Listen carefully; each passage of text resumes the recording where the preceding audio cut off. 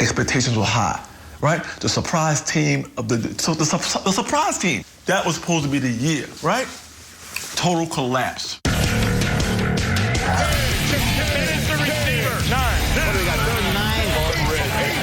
Getting 7 points here. All 6 of them, you work your tail off. 5 seconds left.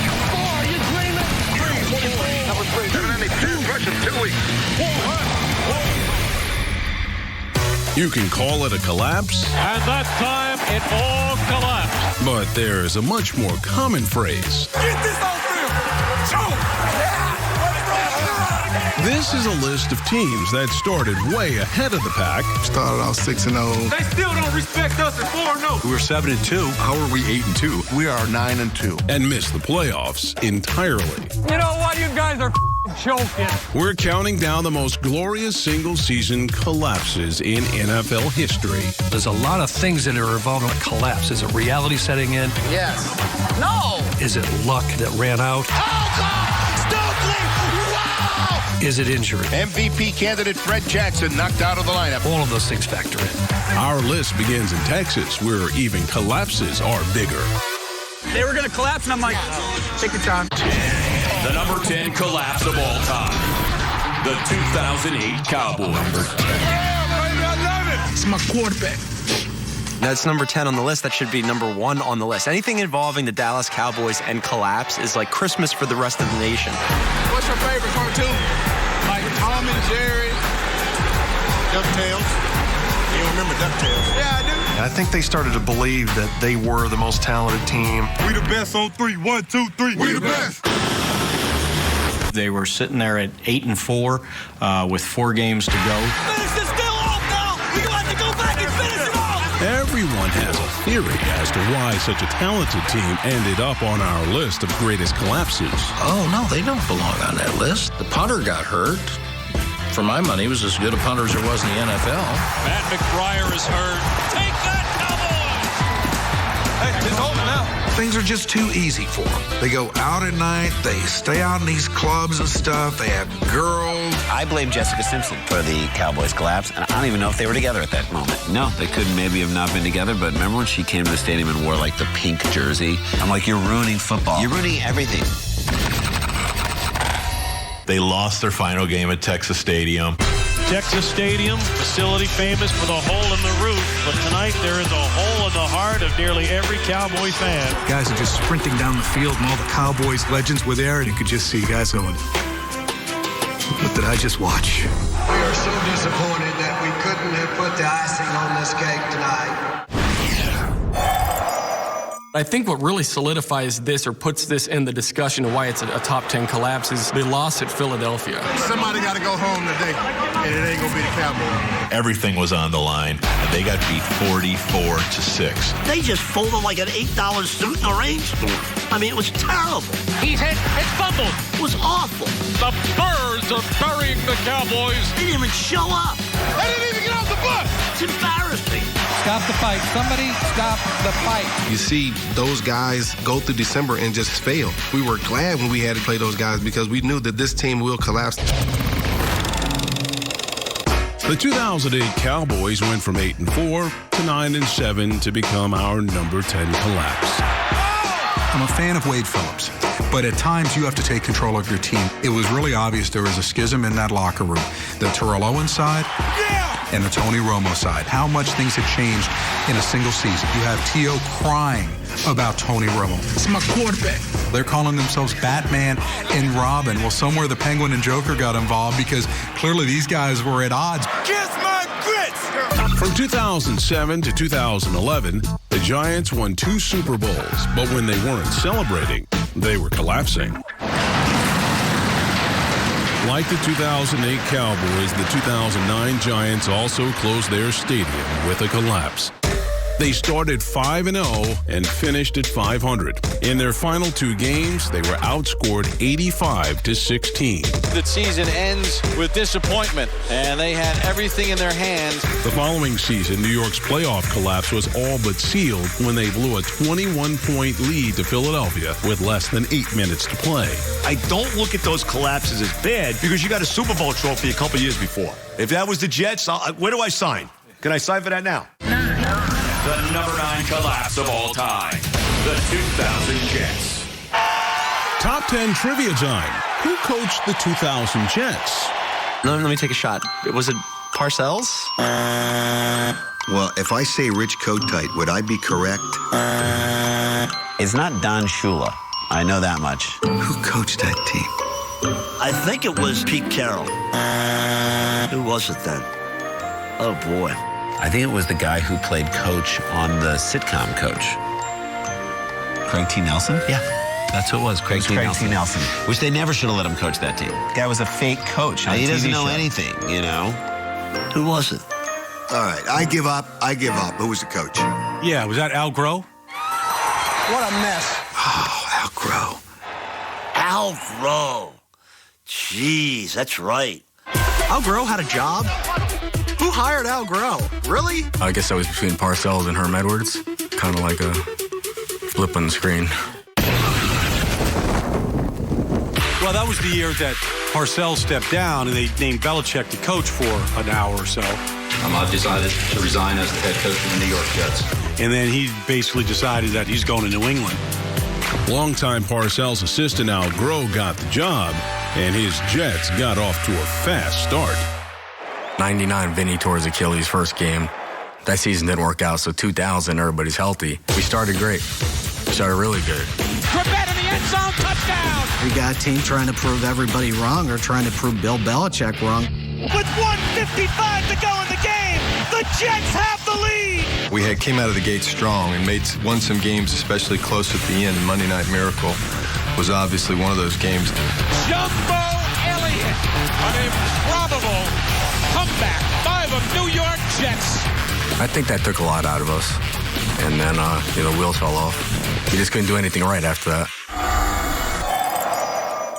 The 2000 Jets, they won 4 of those first 6 games by 4 points or fewer. Luck can always turn on you. Clutch performance is a cruel mistress. Luck turned on the Jets after their 6-1 start. With 3 games left, they needed a win to get in. A loss in Oakland was followed by a home loss to Detroit.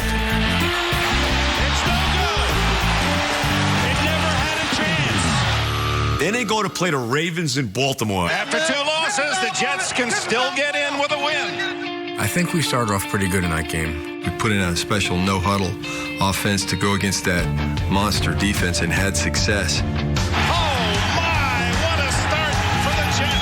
The Jets have the ball late in the first half. They're driving again. Vinny gets picked off by the goal line by Chris McAllister, who proceeds to go about 95 yards for a touchdown. And then the floodgates open. Jermaine Lewis returns a couple punts in this game for touchdowns in the second half. Jermaine Lewis just ended the Jets season. Another Jet collapse. 9-7, no playoffs. That was some searing pain, even for Jets fans. The pain was temporary for the author of our number 9 collapse. Al Groh says, yeah, I'm out of here. I'm going to the University of Virginia to be the head coach. He couldn't wait to get out of New York. That team just folded up. That was a terrible, terrible collapse. What are you going to do? It happens. At least we're not number 1. They've killed themselves. I think that should be way higher. The Jets, they've cornered the market on collapses. The number 8 collapse of all time, the 2008 Jets. In 2008, New York saw one of the greatest financial collapses in our nation's history. Thankfully, Brett Favre's Broadway breakdown provided a much-needed distraction. You never got the sense that Favre wanted to be in New York. It never just seemed right. In that first press conference where he's got that I don't know what I'm doing here look on his face, but okay, let's try this. What a disaster. What a disaster. What a disaster. And here's a year, number 1, where Tom Brady's out of the picture. Brady's down, and he's in pain. It's opened up now for the Jets. There's the big play strike, and the reason the Jets got Brett Favre. You're a Jet fan, they're 8-3, you're pumped up. Everybody's having a good time, cheering for them. Yeah! Jets!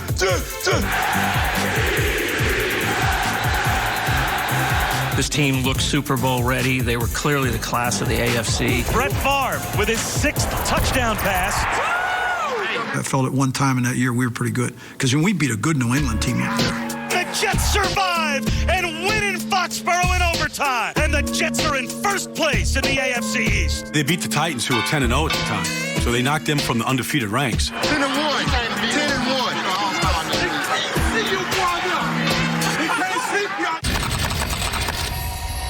After the Tennessee game, they fell off a cliff. That's right, Scott. Brett Favre did Wile E. Coyote proud. The Jets built an 8-3 cliff and crash landed at 9-7 to become our number 8 collapse. Didn't even make the playoffs, and the whole thing was a big, giant cluster Pharrell. That's what it was. Brett Favre, being the gamer that he is, tried to play through injury, and he just wasn't physically capable. His throws were kind of getting weaker and weaker, and the Jets' chances were fading. And then the ultimate insult was to have Chad Pennington beat them at the end of the season. It's poetic justice. Pennington's the guy they'd kick to the curb to bring in Favre. So that's about as bad as it gets. This ball's going to go right here to this quarterback.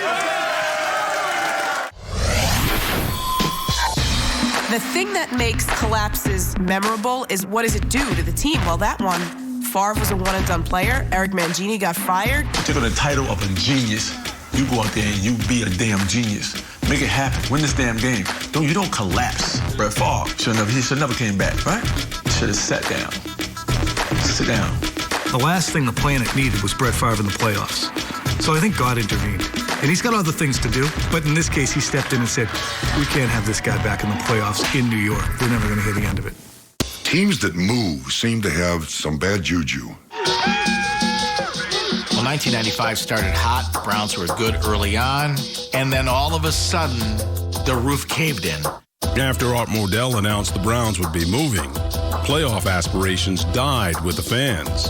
Cleveland lost 7 of their last 8 games. It's our house, baby, house of pain, all day long.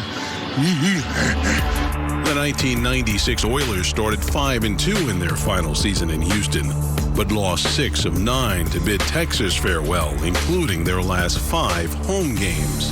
It's so great to be back home in St. Louis. The 94 Rams left Los Angeles on a 7-game losing streak. The following year, they collapsed in St. Louis, losing 8 of 10 after a 5-1 start. Same old Rams, new city. Same old sorry-ass Rams. That same year, the Raiders returned to Oakland and started 8-2. They lost their last 6 to miss the playoffs. Raider pride, 1, 2, 3, Rams! But it was another Raiders team that cracks our list at number 7. The number 7 collapse of all time, the 1986 Raiders. Today, the Coliseum's tenants are the Los Angeles Raiders, formerly that team from Oakland. We came to Los Angeles in 1982. We were pretty darn good. And got in the playoffs each and every year that I was there. They won the championship there. They were good. They were pretty good in LA. Just win, baby. The Raiders currently sport an uncharacteristic 0-2 mark and are all alone in the AFC West cellar. We got off to a slow start in 1986. I know going into that season, we were projected to be really good. When we started out with 0-3. Their 3 losses came to the Broncos, Redskins, and Giants, perhaps the 3 best teams in the NFL that year. No surprise, the Raiders cried foul. Well, Mr. Davis always had that conspiracy theory going. Well, he always had his complaints about the way they stacked our schedule. We always said that they're going to make it tough for the Raiders. So they try to make it tougher and tougher so that we wouldn't have a chance. Sometimes it certainly felt that way. Quite naturally, you're going to say it's a conspiracy. We were struggling a little bit with Mark Wilson, and fortunate enough, Plunkett was on the team. We knew that, okay, we may have a shot, with Plunkett coming in. I think people looked at Jim Plunkett as a savior once again. Jim Plunkett had risen from the ashes in 1980 and 83. After leading the Raiders to 8 wins in 9 games, it looked like it would happen again. His Phoenix rise was pretty incredible. A guy that was pretty much written off and will never play again, and then he comes back and leads these guys to Super Bowls. So when he starts doing things like that, you go, okay, the precedent is there. Got back into the race, got back into the hunt. We were feeling pretty good about ourselves. We know what has to be done, and we know how to do it. getting to 8-4 after starting 0-3 is a great accomplishment. Holy Toledo, what a play! Finishing the season the way we did was what sealed the deal. The Raiders started out, they were 0-3. I think the Broncos had left them for dead, but they've gradually battled their way back in. I think it shows they're a good team under adversity. We're playing Philadelphia at home. Hand off to Allen, he fumbles! And we were going in for the win in overtime. And we fumbled the football. The most astounding turn of fate! But that pretty much broke our spirits. That was a tough loss to handle. They just never got off the mat from that loss to the Philadelphia Eagles. I tell my close friends, I felt like quitting after that game. It's just drained me. It just took it all out of me. Despite losing 37-0 to Seattle the next week, our number 7 Collapse still had a chance to salvage a playoff spot in a Week 15 game versus Kansas City. First carry of the game, Marcus Allen fumbles. It tells you right there that even if the star player is folding under pressure, then the entire team is going to collapse with it. Allen fumbled on 2 of his first 3 touches, and the Raiders turned it over 7 times total in a crushing loss. That was a game that you just put your head down in shame when you walked off the field like, what was that? To drop 4 games in the NFL back to back to back after you have had a win streak going, yeah, that's major. I can't imagine too many Raiders players want to make eye contact with Al Davis after that type of collapse. The number 6 collapse of all time, the 1978 Redskins. When the over-the-hill gang got a little too over-the-hill, former Redskins linebacker Jack Pardee took over for George Allen as head coach. Defense, hold them, offense, field position to begin with. His first move was to name Joe Theismann the starting quarterback. It was the opportunity I had been looking for. I returned punts my first 2 years. The last 2 I sat, 76 and 77. And in 78, Jack Pardee gave me the opportunity to be the starting quarterback, and things started out really well for us. The over-the-hill gang was picked to roll down the hill. Instead, they reached the peak under flashy quarterback Joe Theismann. They started off 6-0, and everybody said, here we go. It was like, we're going to win the Super Bowl. We're not going to lose again. I think they might have at 6-0 thought they were better than they were. A team that won 6 games in a row, the players were thinking they were pretty good. They were getting Super Bowl visions. Jack Pardee was, I thought they were carving his bust in Canton. Tonight, spectators, including President Carter, have to be impressed by Jack Pardee's team. The peak of Pardee mania was a slim 9-5 victory over the defending Super Bowl champions. And the Cowboys got pissed. The next time they met, it was no contest. Dallas crushed them. I don't know how many Cowboys hit me. I mean, they blew me up. I'll never forget laying in Texas Stadium, and Randy White walks over and he looks at me and says, "You're right, stupid Macho Joe." I go, "Yeah, I'll be back." And he just looked at me and he went, "Good." After losing an earlier matchup with Washington, revenge belonged to Dallas. After Theismann threw 5 interceptions in back-to-back losses, the collapse was on. Jack Pardee's player-first mentality wore thin, and the 78 Skins finished 8-8. Jack wanted players to discipline themselves, to play, to be like him. Jack Pardee wore number 32 when he played. Yeah, he played well. Jack was a player, and the players related to him as a player, not as a head coach. And a lot of the players took advantage of that. Washington choked. Washington choked. Washington choked. The 78 Skins were the first team to start 6-0 and miss the playoffs. But our number 6 collapse did have a silver lining. That's when some of the new leaders started coming out on the Redskins. Being able to deal with success is probably the most difficult thing that people have a problem with. They fell apart, and they had to regroup, and eventually they became a very dominant team. For the first time since 1942, the Washington Redskins have an NFL championship. Super Bowl champs! The number 5 collapse of all time, the 1987 Chargers. I didn't even know we would be the top 5. There had to be some other that were more dramatic than that. Sorry, Al. Going from 8-1 to missing the playoffs gets you a spot in the top 5. But we're not blaming you. When Al Saunders came into the NFL as head coach in 1987, this was the strike year. So this was not a great year for a guy to come in and say, I'm in charge. We started off that season, we lost the first game, and then we won the second game, and then the strike took place. It was an interesting time.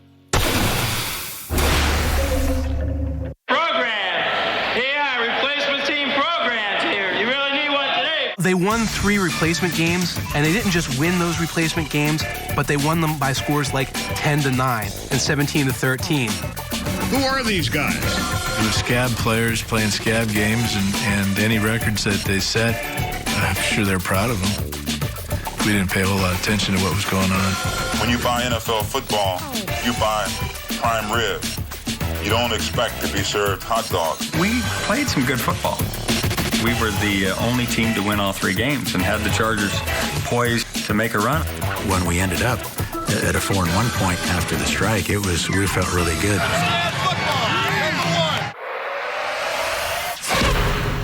We practiced as a team. We had game plans for each week as to which opponent we were going to play once the strike was over. And I think we were probably a little bit more ready to play than most of the teams we played. The Chargers returned from the strike to win 4 straight. At 8-1, yeah, you feel pretty good. I think it was a mirage, a little bit of a mirage. This is a team that was getting lucky in some of the most unusual circumstances in NFL history. I think that padded their numbers a little bit. This was probably the most overrated 8-1 team in history.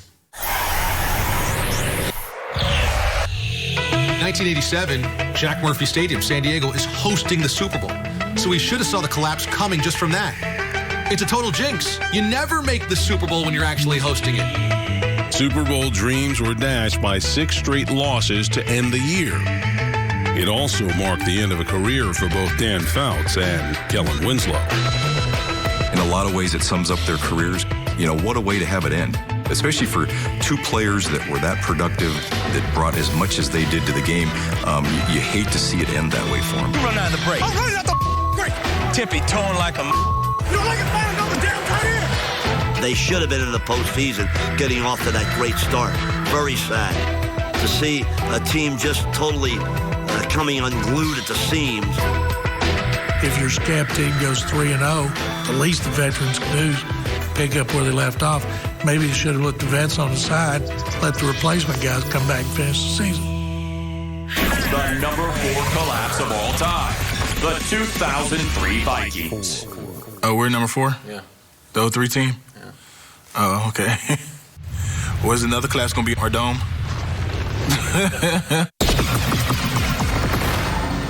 The 2003 Vikings had the number 1 offense in the NFL.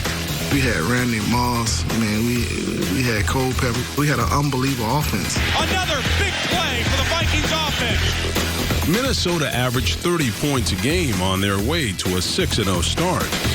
When the Vikings were 6-0, that was not a team playing above their heads. They were one of the top teams in the league.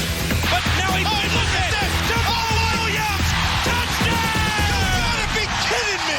That's how you play football right there. Our expectation was to make it to the Super Bowl. The teams that really win, they have a close and they have a bond that's inseparable. And we had it in the beginning. And somewhere along the line, we got cocky and we lost it. We don't finish this thing out until we finish this thing out. We stopped spending time together. We stopped doing those little things. And from that, it was just a downward spiral.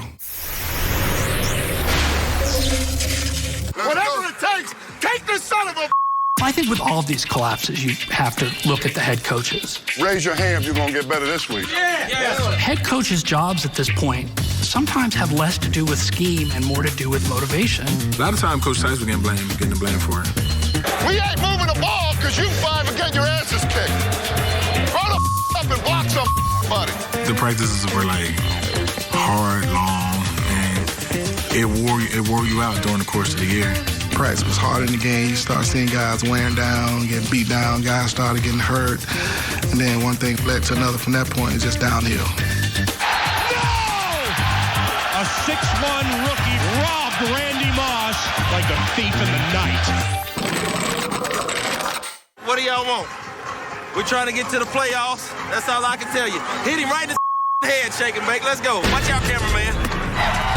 Our number 4 collapse still could save the season in the final week. If Minnesota could beat the 3-12 Cardinals, they would win the NFC North. They're up 17-6 in the fourth quarter, and they choke the game away. 17-6. I mean, the game's over. Now he dumps it in the end zone. Touchdown, Cardinals! It bounces in the air, and the Cardinals have it at the 42. Everybody in that stadium sort of had that feeling that something special was going to happen until 4th and 25, and that's when everybody's thinking, oh, this game's over. 4th and 25, you definitely think the game is over, but you never know until the game is over.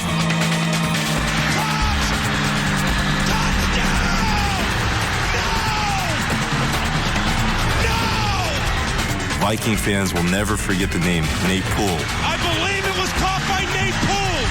I mean, Nate Poole? Who is Nate Poole? Yeah, I remember him. Take your asshole!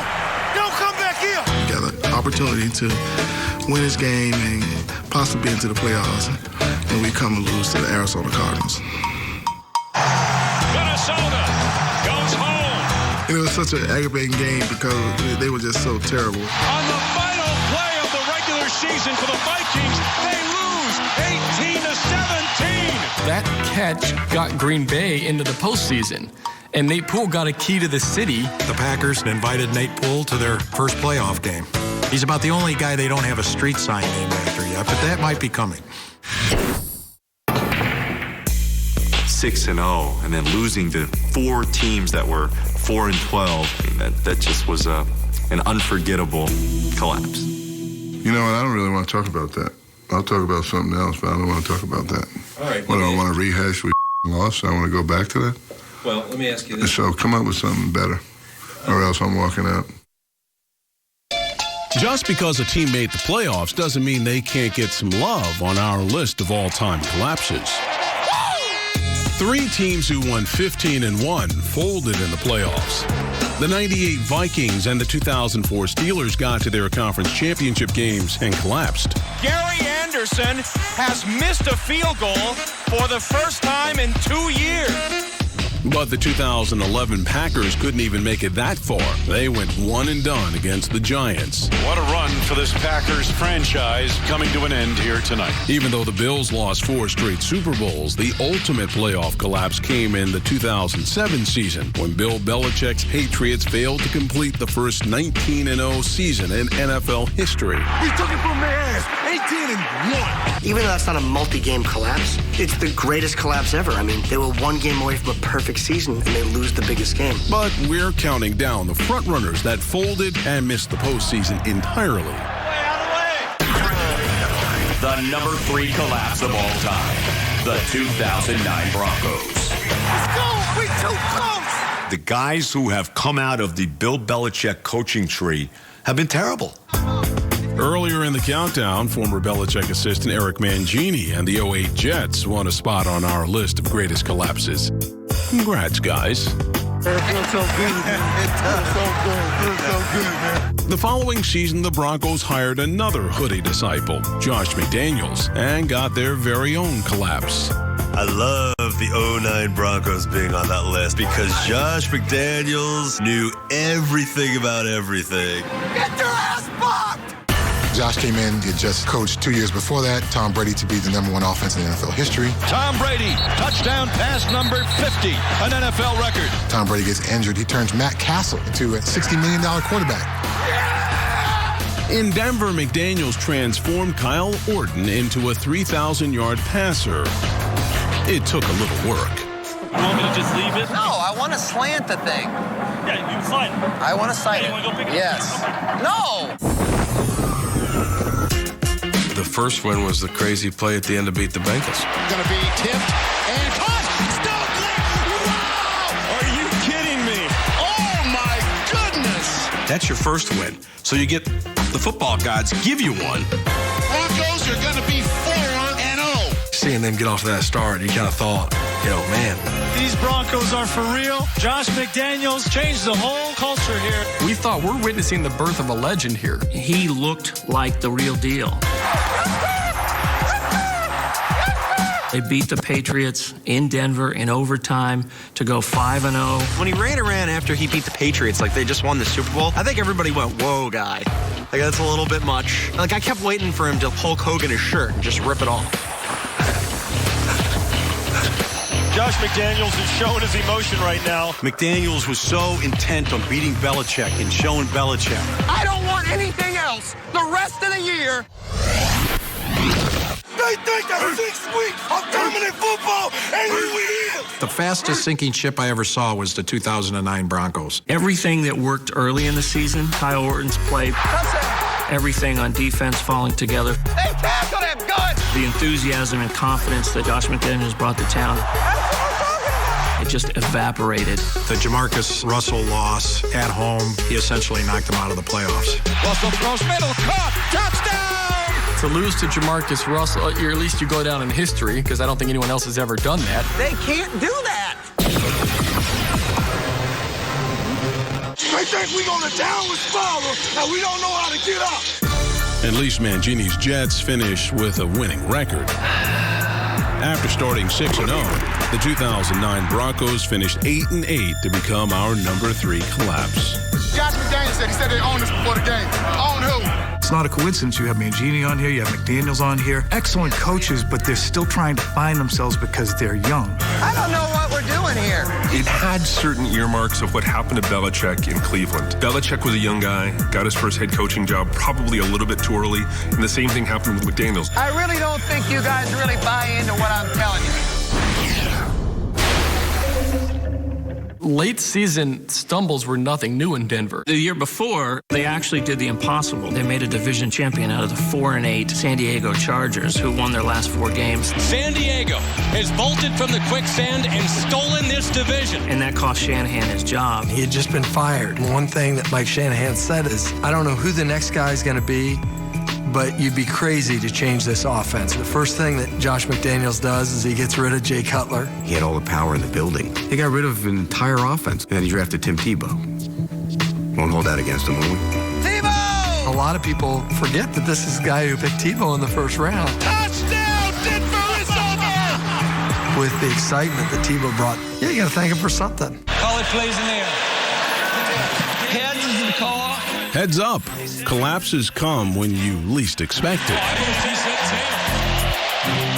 The 98 Steelers were 7-4 when they fell victim to a controversial coin flip. They lost that game and their next 4 to finish 7-9. The Steelers and their fans are stunned. Marty Schottenheimer's 2002 Chargers started 6-1, but lost 7 of their last 9 to miss the playoffs. No, I wasn't thinking it was going to be a day like this. And Pete Carroll had the 1999 Patriots riding high with a 6-2 start, but they lost 6 of 8 to end the year, ushering in the Bill Belichick era. When you see these staggering collapses, can't turn away. Why was America's Funniest Home Videos one of the highest rated shows? Because people like to see people fall down and get hit in the nuts. The number 2 collapse of all time. The 1994 Eagles.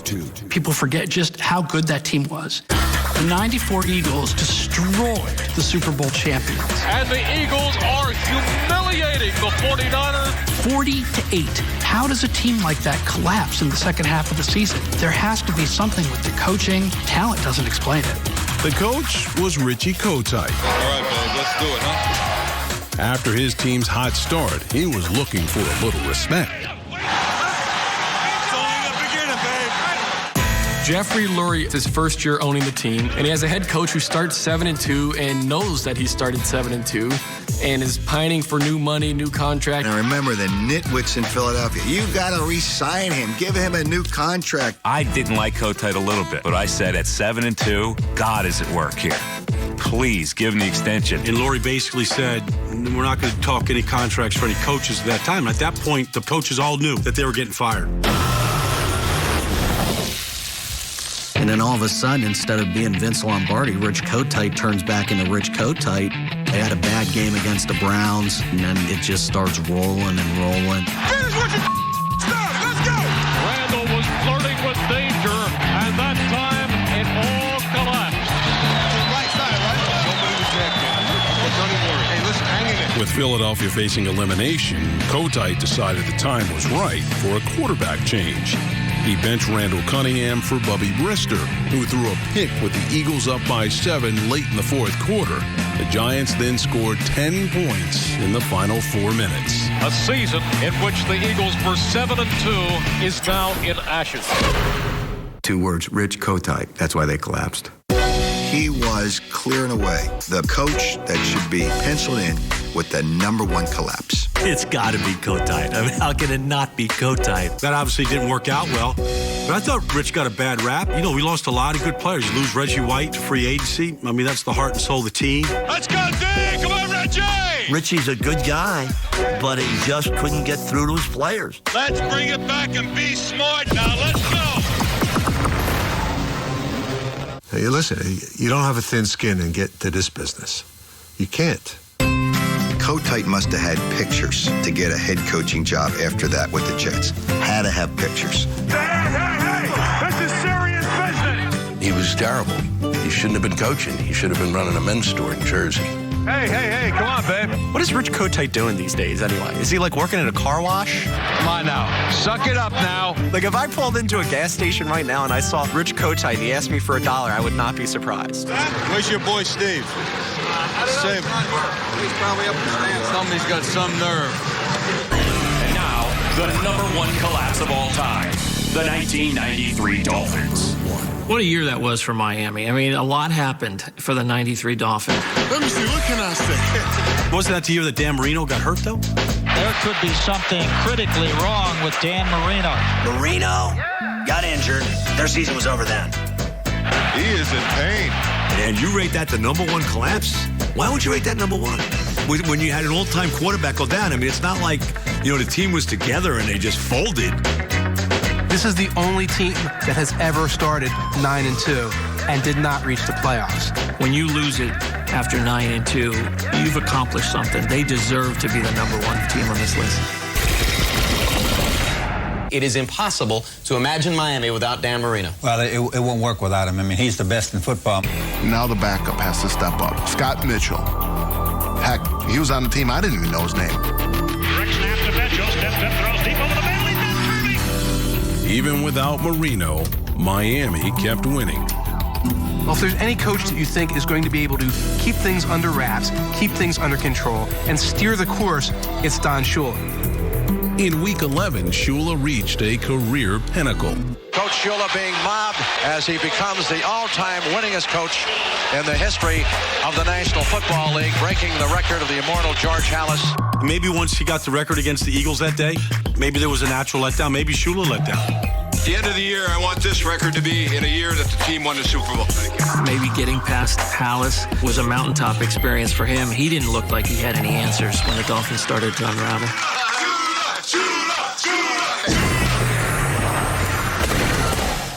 The last game they won, it's a classic game. Last game the Dolphins win that year, Thanksgiving Day in Dallas. We like to call it the Leon Lett game. Oh, Leon Lett! Leon Lett! Oh, my goodness gracious. I can just remember celebrating that victory, thinking we are 9-2. We have 5 games now to roll into the playoffs. It just seemed like the karma was finally switching their way. If you come in right there. We cannot even try to lose these games. We're still winning. After Thanksgiving, it was like all their good karma had been used up, and they just spiraled out of control. After the Lett game, Miami lost 4 straight. Yet they still entered the final week with a chance to make the playoffs. And welcome to Foxborough Stadium, where the Dolphins have come for a most important game against the New England Patriots. A Miami win or a Dolphin tie today gets Miami into the playoffs. We were going into the end zone to win the game. Dolphins have 1 timeout left. Mitchell looks, starts to run it. He throws it. It's caught. They rules out of bounds. If they had instant replay, we'd have won the game. But they didn't have it because we caught the ball in the end zone. Mark Ingram caught it. He was in. It was a touchdown. And I had this deep, solemn feeling that this was the end of the season for this team. Bledsoe, long ball, man is open, tips in, touchdown, it's over. I don't think you could get lower at a point in time, certainly from my career standpoint. You can expect a guy like Mike Tice, Al Groh, but Don Shula's team, you spot him a 9-2 record, and he doesn't make the playoffs. You wonder what he'll remember the season for. My guess is he'll remember it as the year that they collapsed. He's not going to remember it as the year he set the record.